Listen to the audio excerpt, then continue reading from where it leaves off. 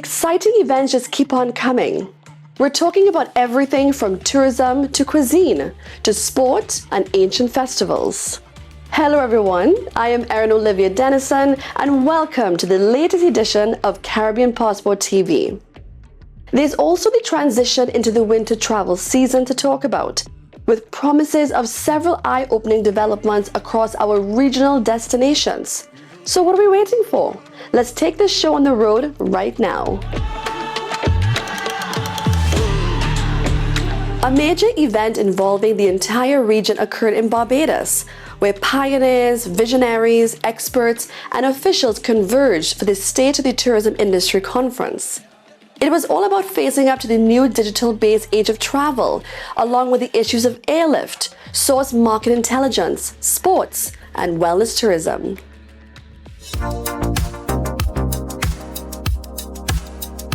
The Caribbean's diversity of cultural offerings, thrilling activities, attractions, and its tradition of top-class hospitality have all been drawing in visitors for several decades. Now, one of the world's most popular holiday destinations is standing on the cusp of a new era in tourism, one that involves a greater focus on sustainability, expanding product diversification, and the onward march of technological innovation, with artificial intelligence being very much the watchwords these days. The Caribbean Tourism Organization's 2025 State of the Tourism Industry Conference represented an invaluable opportunity for new ideas to be exchanged, suggestions to be floated around, and early plans to be put in place with regards to the changing travel scene.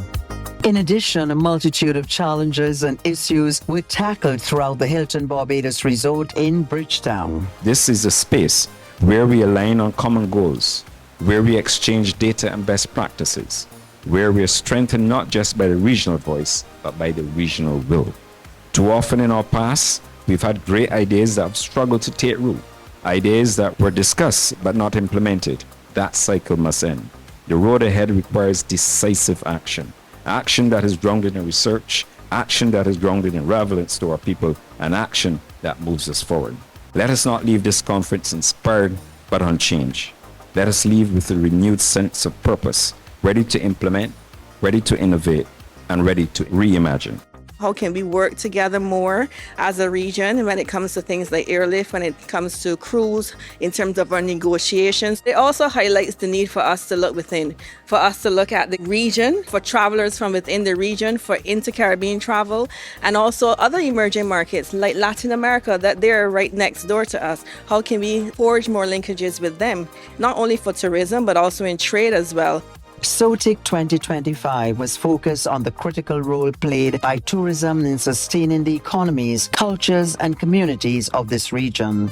The important issues included airlift, source market intelligence, along with sports, medical, and wellness tourism. In addition, strategies for enhanced resilience in a challenging and changing world were also unveiled. We'll be talking about how do we create data-driven decisions in the Caribbean. We understand and appreciate that data is king, and everything that we do comes from data. We have to understand what our customers want. We have to understand what's going on in our source markets. We have to be able to project into the future so we could plan, not just the numbers, but the details in terms of exactly where are we looking for our visitors? How do we ensure that they have a good time in the Caribbean? A series of vibrant opening events gave way to the expert-led sessions and intriguing panel discussions that would dominate the following 2 days. Apart from the development of strategies aimed at revitalization, innovation, and protection of the Caribbean's tourism industry, the experts, officials, and pioneers on hand were also concerned with fostering greater prosperity within the regional travel sector. These sessions included Powering the Future of Caribbean Tourism, a ministerial exchange which involved top public officials throughout the region. We want the benefits of tourism to trickle down to the ordinary man on the street. The guy who is planting the tomatoes, the guy who is doing the cocoa, the guy who is doing the nutmeg.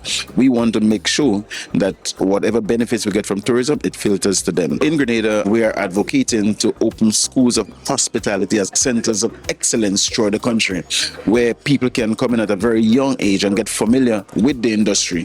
Showing up at the CTO gives me a very first-hand view of what other destinations are doing, because the first thing that you have to figure out is what is happening elsewhere for me to determine where do I fit, how could I compete, how could I break through the noise. Tobago's reality, because we focus so heavily on tourism, we are impacted a lot more by shocks in the external environment. We have to look at how are we investing in public infrastructure to support the sector alongside new infrastructure. How are we building sustainably? How are we attracting brands whose focus is sustainability? There's climate change and also disaster preparedness. If a storm is coming, how are we engaging with all the major players? In terms of marketing, it's not just what you purposefully market, but knowing that social media, you can have one experience from someone that can go viral. The world that we live in terms of tourism is more dynamic and challenging. We have to be more competitive, and that keeps us on our toes, which I think is good. This discussion schedule also included unlocking the niche market potential of sports tourism, Caribbean tourism, trends, truths and trajectories, a holistic approach to tourism, uniting cruise and hotel sectors for destination-wide success, health and hospitality, the future of medical and wellness tourism, along with source markets intelligence from London to Lagos and source market intelligence, US, Canada, Latin America unpacked. What we're seeing is a paradigm shift, the age of intelligence coming upon us, and it is absolutely critical for us to engage, for us to reimagine tourism, for us to re-engineer, for us to do things slightly differently, because within the paradigm shift, we're seeing that our customers are changing. We have new customers from the Middle East, from China, and I think we have to be ready for these new markets. And I think it's important in doing that to use technologies to get closer to our customers. I think we need to focus on research. We need to develop tourism with one voice, one Caribbean, one vision. What is the market telling us now? What data do we have? And how can we use that data to expand our tourism industry to make it more attractive? And for us, Afreximbank, how do we support the tourism industry? What financial tools and what technical support that we can provide? We serve 13 out of the 15 CARICOM member states out of our Barbados office. We want to talk to you, we want to hear from you, and we are ready to listen. The health of the Caribbean is very closely interlinked with the wealth of the Caribbean, and even more so with tourism. We have more visitors that come to the region than actually live here. Our first cases of many illness are imported, so we have to be able to put measures in place to nip visitor illness to make sure they are getting a healthier and safer experience. And this is what is going to set apart the Caribbean from other destinations. In addition to the sun, sand, and sea, you have a healthier, safer destination. Among the additional sessions were Airlift 360, connecting the region, fueling tourism, and the stayover market, driving growth in Caribbean tourism. We as the airline are always looking for opportunities. It has to be the right opportunity. It's a huge investment to go into new routes, new places. We look for partnerships on the ground with tourist boards, with governments. How does that look? How does that work? We need more interregional travel. Yes, we need more airlines, but how can we do that? Appreciating that we have a very limited amount within the Caribbean, but encouraging others though to help us move around, increases trade. We really have to follow the consumer where the consumer is. They ultimately are engaged in the travel research, the travel homework, the travel booking, and they're doing that all online. It means that we need to unlock our stories in this digital format that is very interactive, very personal, very authentic, and very genuine. You put on the VR headset and you're immersed in a different world. We've been able to also capture 360 videos. So we put someone in a VR headset and they're looking around and they feel demystified in full transparency and glory, what the destination looks like and what it's all about. They may be in Toronto, Canada, in the middle of a -40 winter, and at the same time they're going to feel the warmth of the Caribbean and wanting to come here. These are just tools that are able to enhance experiences, especially in this digital age. A much anticipated SOTIC event is the Regional Tourism Youth Congress, which involves secondary school students serving as junior ministers of tourism as they debate travel-related topics and present their own innovative ideas for attracting visitors to their destinations. Thanks to her interactive living history initiatives, which will fall in line with heritage-based tourism in her native Tobago, the top prize went to Jolie St. John. Congratulations to you, Jolie. SOTIC 2025 concluded with a CTO press conference plus destination media briefings, which allowed for final reflections and for the message of reimagining Caribbean tourism to be communicated.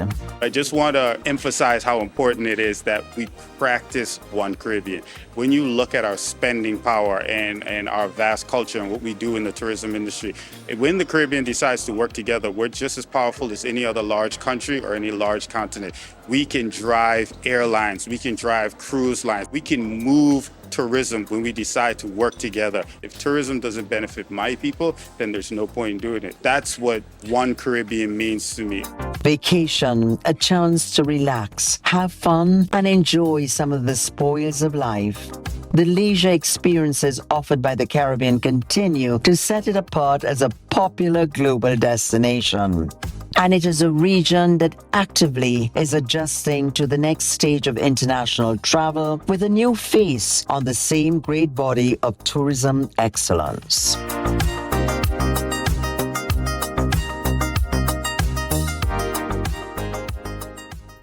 There's definitely a lot for travelers to the Caribbean to look forward to.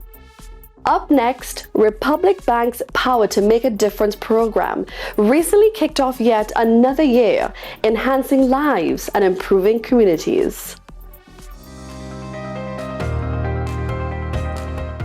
Quality of life is an invaluable concept that's crucial to all citizens of our Caribbean societies. Aided by Republic Bank's Power to Make a Difference program, a multitude of non-governmental organizations have been providing important services throughout our communities. 75 NGOs were officially welcomed as PMAD partners during the launch of Republic Bank's Power to Make a Difference program for 2025 to 26, which took place at the bank's corporate headquarters building in Port of Spain. Each of these partnerships reflect a shared purpose, our shared purpose, and that is to create meaningful and measurable change. Together, we formed a combined, integrated effort that advances the UN's 17 Sustainable Development Goals. These goals, of course, help us to create stronger and more resilient communities across the region. Purpose is what drives us. It is the anchor that grounds our actions and spark that fuels our progress. Purpose transforms what we do from mere projects into movements, from individual efforts into collective shared triumphs. Every initiative, every partnership, every act of caring adds to a bigger story. Communities finding strength, people discovering opportunity, and hope becoming reality. Under this year's theme, Powered by Purpose, Transforming Communities, Republic Bank will continue its commitment to initiatives that promote education, healthcare, environmental preservation, inclusion, arts and culture, sport, youth development, poverty alleviation, and entrepreneurship. The NGO space in Trinidad and Tobago cannot achieve any of our missions and visions without the help of partners like Republic Bank Power to Make a Difference. We need corporate intervention and corporate partnerships to make it happen. We were able to support over 200 families with urban greening and home gardening activities, and we trained 60 children who are going to lead environmental education activities in their schools. I mean, the power of this activity speaks for itself. Each partner that was present at the event was presented with a sealed terrarium, a symbolic gift that represents the growth, community, and nurturing spirit that will define the new term. The funding from Republic Bank goes to do a program called Power of One, and we are in many secondary schools, mainly a few primary schools, where we have life skills and different developmental programs for the young people. Republic is the only corporate sponsor that has pumped money into our program 100%. So this funding, we pay our coaches, we help the kids in tournaments, and with this it made a difference. And I must say, power to make a difference is my mantra with Republic Bank. It's the dawn of yet another exciting year, a period that thousands across the Caribbean can look forward to with anticipation and hope, thanks to organizations such as these, which are continuing to make a difference.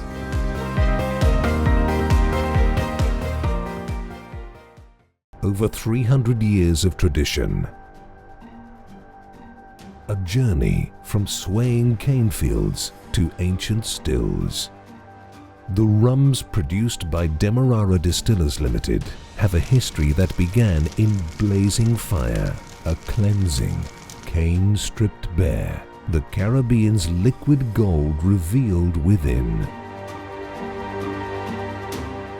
It is in this age-old process defined by our ancestors that this legendary spirit is born again.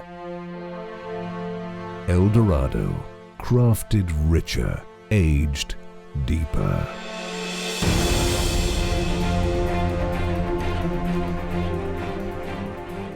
The beauty of the Caribbean is perfectly captured in the designs I'm wearing today by talented textile designer and artist Lisa Faye.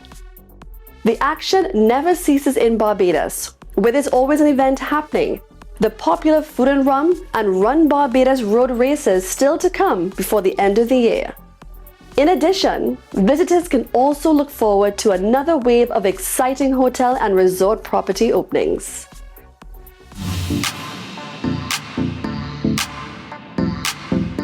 A banner year for Barbados in terms of events continues on. The one and only Barbados Food and Rum Festival serves up another round of great food and drinks, along with all-around fantastic times from November 6th to the 9th. This year, for the first time, we are working closely with the National Cultural Foundation. So we are working with them to promote the Food and Rum Festival. Again, 3 days of activity highlighting our culinary product, highlighting our rum, highlighting our local chefs and mixologists. The final call on the Barbados Food and Rum Festival would have hardly died down when the focus shifts to the Caribbean Hospitality Institute's Exchange Forum and Taste of the Caribbean, which will both be hosted by the Wyndham Grand Barbados Resort between the 16th and the 18th. Then it's time to grab those running spikes and start warming up for the Run Barbados Marathon Weekend 2025 from December 5th to the 7th. And it's a weekend of activity, this time for the active traveler to come and participate, whether it's our fun mile on the Friday, or 5K, or 10K, or marathon, or hike, the yoga, all of the activity, and then relax with the spa activity, which is also all offered during that weekend. Sports tourism is just one of several exciting developments that will be taking place in Barbados during the winter travel season through 2026. We wanted to reintroduce Barbados to maybe people who've been to Barbados many years ago, or even those who are coming often. We wanted to say Barbados is here, but be aware of these changes, the changes in the accommodation sector, the changes, the additions that we're adding to our ancillary sector in terms of the restaurants and all the other things that we're doing on islands. So we want to introduce and to reintroduce Barbados again and again. As a truly dynamic travel destination, the Barbados scene is ever-changing, with new hotspots and activities to check out all the time. Representing the Hilton Barbados Resort, and we are fully beach resort. All of our rooms are actually ocean view. We have 342 rooms and suites, and we sit on the historic Needham's Point, where we're home to the UNESCO World Heritage Site, the Charles Fort Military Base. South Point Hotel is a new hotel to Barbados. We are a family-friendly hotel. We cater to multi-generational families, girlfriends weekends. We cater to couples. We do weddings for 15 persons and under. So therefore, that'll be very exciting to have your wedding in South Point Hotel. Intimate Hotels of Barbados. Well, we are a collection of just over 35 properties in Barbados. We try to cater to what would be the more affordable traveler. We have a property basically for everybody, everybody's desire. The charm and hospitality of Barbados is what our properties really represent. Regional travelers who are planning to join the winter snowbirds flocking to Barbados can ask their travel agents all about the events, attractions, and accommodation that can be savored. We do see a lot of requests coming in for Barbados. We get to actually advise customers as to what is the best decision in terms of what they are looking at. If it's an all-inclusive, if it's a bed and breakfast option. Barbados is very dear to me. It's one of my top destinations in the Caribbean. I do book Barbados a lot. The attractions they more gravitate to would be the activities Barbados has to offer, the food. Barbados is so diversified. The market has changed. People are now going with families. They want the all-inclusive. They pay one price and they get everything in it. Barbados has continued to be one of the preferred choice destinations for our market, both leading in the all-inclusive and the non-all-inclusive category. Barbados, where thrilling experiences are never far away. Considering your next trip to Antigua and Barbuda? Just remember, one beach for every day of the year, thrilling sailing, carnival events, plus the dynamic adjustments that are always being made to suit the global market. Let's hear from the Minister of Tourism in Antigua and Barbuda, who was a key speaker at SOTIC 2025.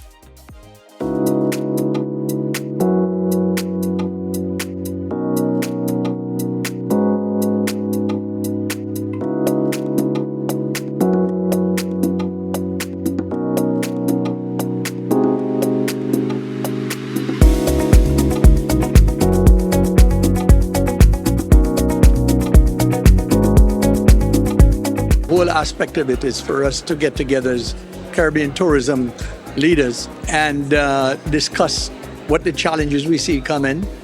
For example, there's a shutdown now where you would realize in the US, the economy, this shutdown. And how is that going to affect us? That's something, for example, we saw coming just recently, but usually it tends to fix itself. That could have an impact, and of course the US market is the most important market to the Caribbean still. So those are the kinds of things we look at. There's other geopolitical issues, the tariffs, a number of other concerns. So we get together and discuss ideas, how we think we can navigate through it, because as you would realize, tourism is the lifeblood of the Caribbean. We have to look to explore new source markets, Africa, Asia, the Middle East, and to that end we are working as best we can through or partnering with the Caribbean Tourism Organization to see how we can again source those markets through airlift and charters, whatever necessary. Again, yes, we want to expand, yes, we want to build more, but to actually build now with a different frame of mind, bearing in mind the importance of resilience and sustainability.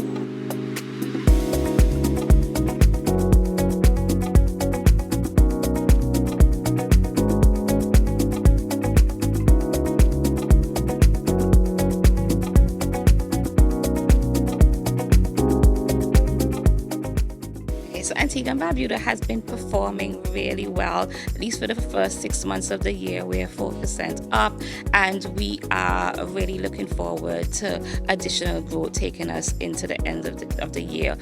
In terms of airlift, we are excited about the prospects of a new connection between Antigua and Colombia. That has been a talk of the conference, as well as there was a session on Latin American exploring emerging markets, and this is one of the markets that we are certainly exploring as we do try to diversify our product.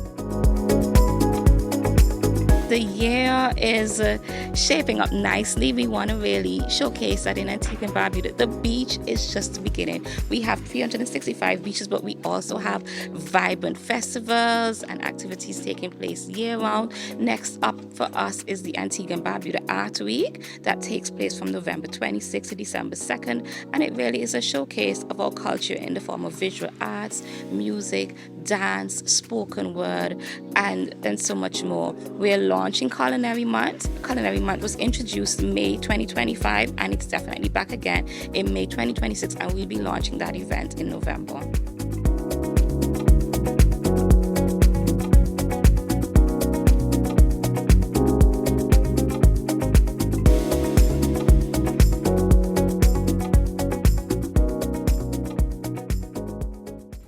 One of the biggest attractions annually in Trinidad and Tobago, due to its appeal and participation, is Diwali.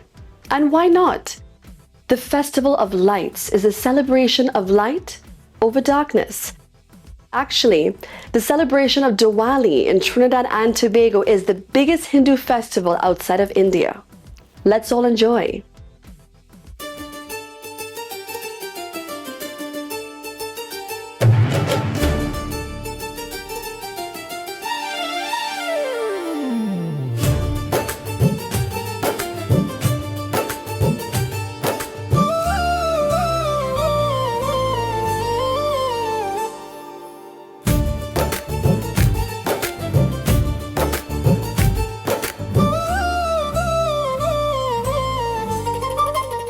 Diwali, the ever-popular festival of lights, draws its participants together in a spirit of positivity.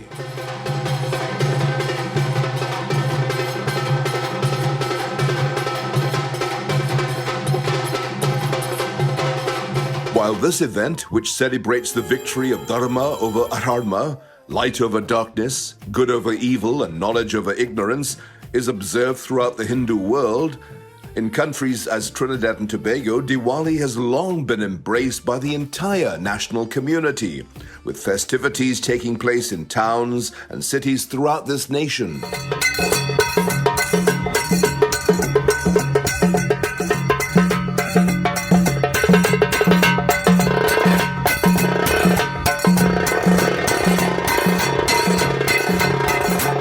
The Diwali Nagar site in Chaguanas is one of the traditional epicenters of Diwali celebrations in Trinidad and Tobago, and the 2025 edition of this event was launched with typical enthusiasm. This 2025 is our 38th year of existence, staging this massive event.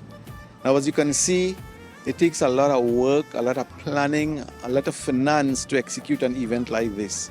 What is interesting in this whole Diwali Nagar, it brings Trinidad and Tobago and parts of the world. We have a lot of visitors from Guadeloupe and Martinique here. We have some from Suriname, some from Guyana. They come every year to Diwali Nagar. And when you look at the crowd that comes to Nagar, you will see it's a mixed crowd. This is a festival for the people of Trinidad and Tobago. Apart from the entertainment displays that have served as showcases of Hindu culture, Diwali has long been noted for the signature lighting of diyas, which emphasize the light over darkness aspect, along with the opportunity to bring families and communities closer together. Our food court is well patronized. You get every single local Indian delicacy, Indian food, Indian culinary delight there. Yeah, from pepper roti, people come up with their own innovations, everything is there. We have a lot of young people performing. Our focus is giving the young people an opportunity. This is a big stage. I mean, it's a dream to perform on that stage, and we want to fulfill those dreams. The day that Rama returned to his kingdom in Ayodhya along with his wife Sita and his brother Lakshmana after defeating the demon king Ravana is the episode upon which Diwali is based. And the joyous celebrations emanating from this moment continue in dynamic form with bright colors and lights along with the unstoppable rhythms.